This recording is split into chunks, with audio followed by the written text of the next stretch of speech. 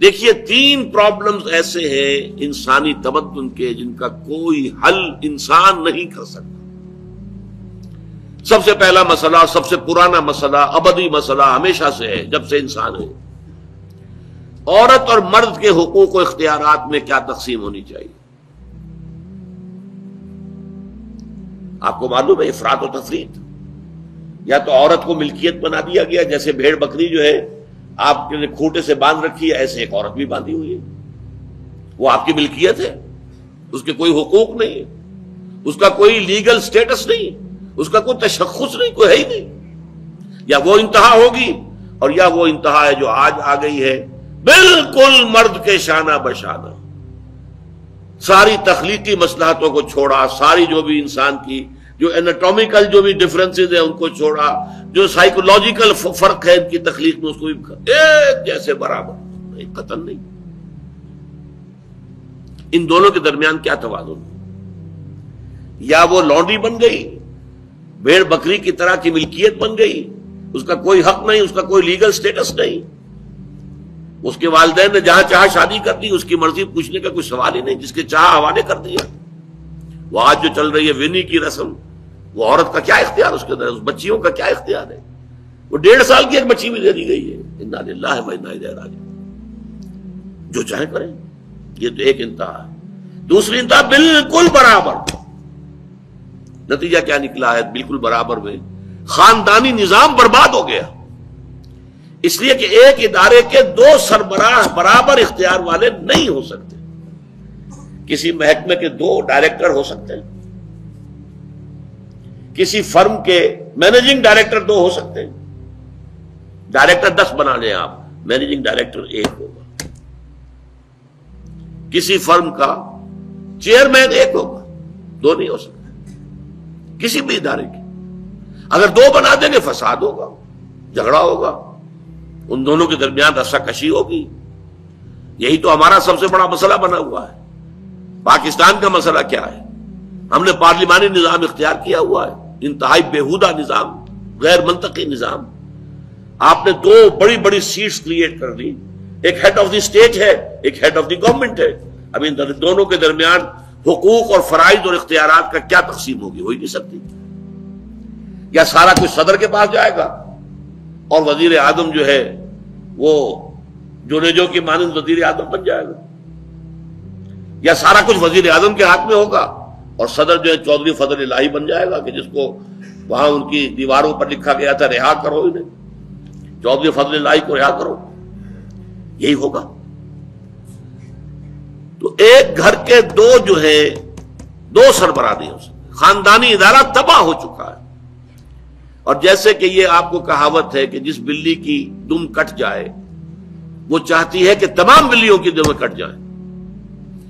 Europe میں، امریکہ میں برباد ہو گیا خاندانی ادارہ. آج وہ تلے ہوئے ہیں کہ مشرق میں اور خاص طور پر مسلمان ممالک میں ابھی اگر کچھ انٹیکٹ ہے یہ خاندانی ادارہ. کچھ خاندانی اقدار ہیں جو برقرار ہیں، کچھ والدین کی عزت اور عظمت اور کچھ ان کا احترام اور ادب اور خدمت کا مادہ ہے جو برقرار ہے. چاہتے ہیں کہ ختم ہو جائے، تباہ و برباد ہو جائے. والدین بوڑھے ہو گئے تو پھینکو ان کو اولڈ ایج ہاؤسز کے اندر، اولڈ ہاؤسز میں. گھر میں کائے کو رکھنا ہے؟ نوجوان جوڑا ہے، اس کے خامخواہ ان کی خواہشات اور ان کے معمولات میں بیچ میں آڑے آنا. بوڑھی ماں جو ہے بولے بغیر رہے گی نہیں، دنگا فساد ہوگا تو رکھو اس کو وہاں پر اولڈ ہاؤس کے اندر. اللہ اللہ خیر سمجھ. یہ ہے اصل میں مسئلہ. اب عورت اور مرد کے درمیان کیا توازن ہو، انسان نہیں سوچ سکتا. دیکھیے انسان یا مرد ہوگا یا عورت ہوگی. مرد سوچے گا تو وہ اپنے اعتبار سے سوچے گا. عورت کی نفسیات کیا ہے، عورت کے احساسات کیا ہیں، اس کو کیا پتا. عورت سوچے گی تو اپنے اعتبار سے سوچے گی.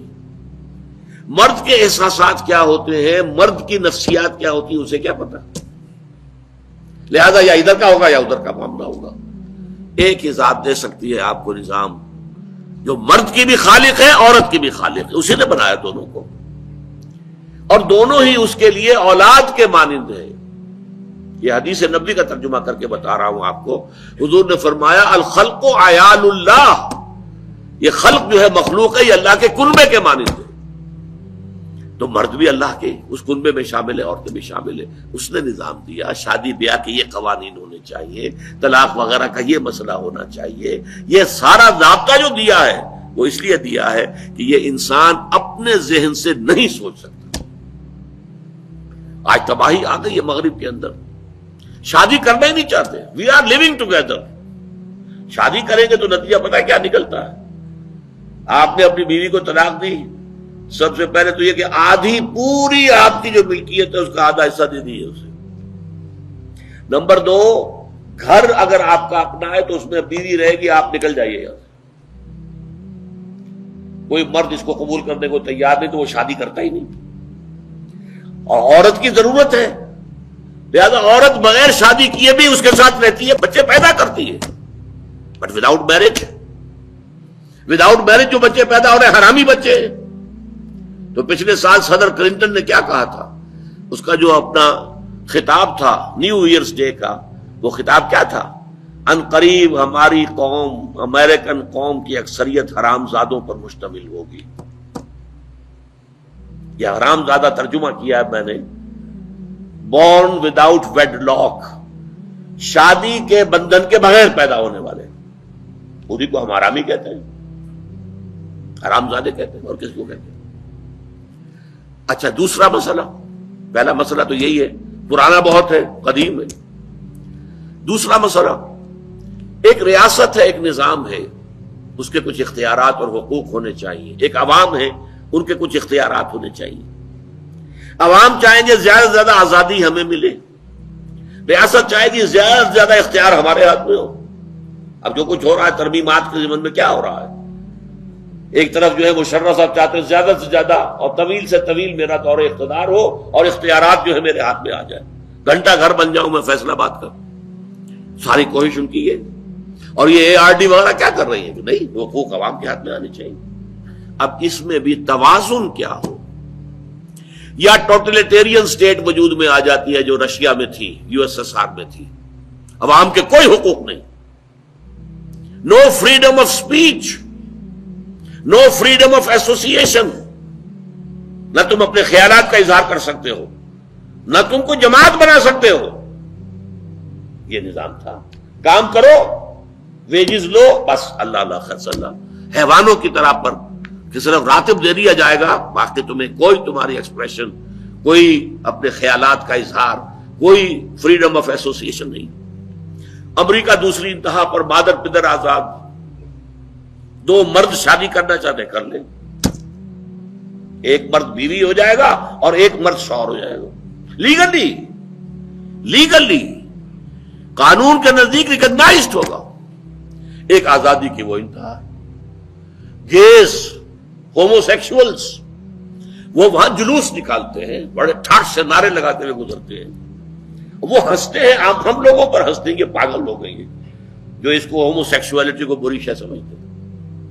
اور نیو یارک کا جو میئر ہے وہ لیڈ کرتا ہے پروفیشن. کیوں کرتا ہے؟ اسے اگلا بھی الیکشن لڑنا ہے اور گیز کے ووٹس بہت ہیں.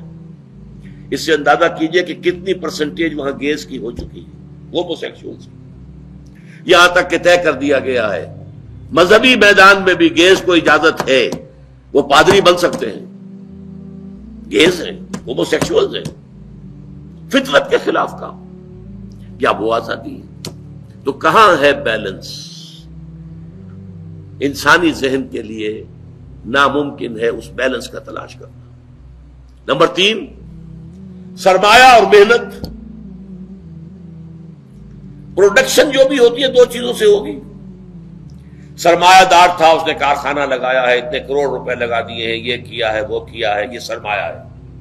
لیکن وہ کیا کر لے گا اکیلا؟ 10,000 آدمی کام کر رہا ہے، لیبر ہے.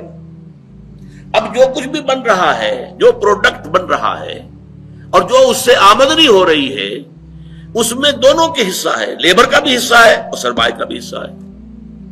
لیکن منافع میں کتنا حصہ سرمایہ کا ہوگا، کتنا لیبر کا ہوگا، کون طے کرے گا؟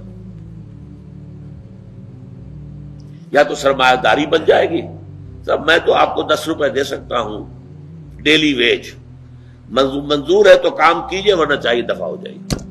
اور بہت سے آپ کے بھائی موجود ہیں جو 10 روپے پر کام کرنے کے لیے تیار ہو جائیں گے. ساری دولت سمٹ کر جا رہی ہے کارخانے دار کے ہاتھ میں۔ کیپٹلزم جو کیپٹل ہے، جو سرمایہ ہے، اصل جو ہے دولت اسی کی طرف، روپے کو روپیہ کھینچتا ہے، پیسے کو پیسہ کھینچتا ہے۔